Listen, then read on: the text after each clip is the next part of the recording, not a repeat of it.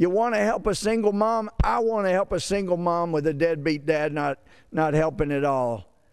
But the best way to do it is not to lure them into a rut from which they cannot extricate themselves. The better policy is to help them get a high school diploma.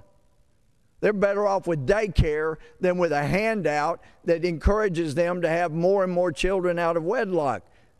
I'm not blaming the single moms. I'm blaming the federal government for creating a system that after 50 years has taken our nuclear homes that were the backbone of this country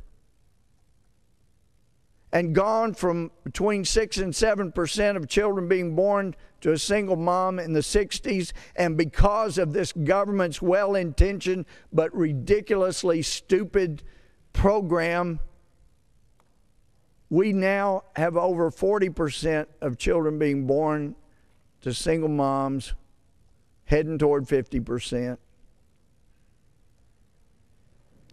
It's wrong-headed when a government does not help. And I tell you, I spent some precious time out at Texas College in Tyler, one of the oldest colleges in Texas. And it was started as an African-American college.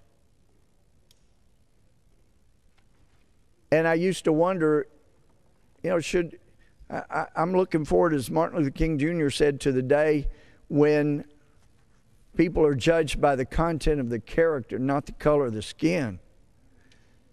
I'm looking forward to the day when race is not on a form anybody fills out, because it doesn't matter.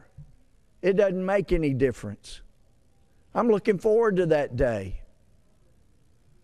But I've learned a lot from Texas College, because I've seen young African Americans repeatedly. I've met African Americans who are the first in their family to go to college. It's a great stepping off place.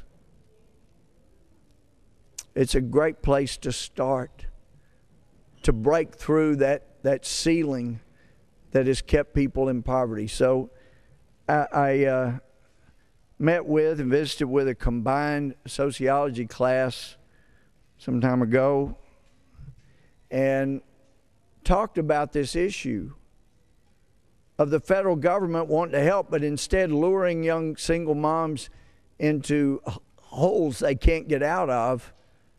Many do, but many can't. And I asked them for advice. And there were single moms there. And I was shocked with some of the suggestions. They said, you need to have a drug test on aid for dependent children. You need to have a drug test on any kind of welfare. You need to have a work requirement on any kind of welfare. They were really, that was a tough group. They said you're not doing enough to push people to reach their potential.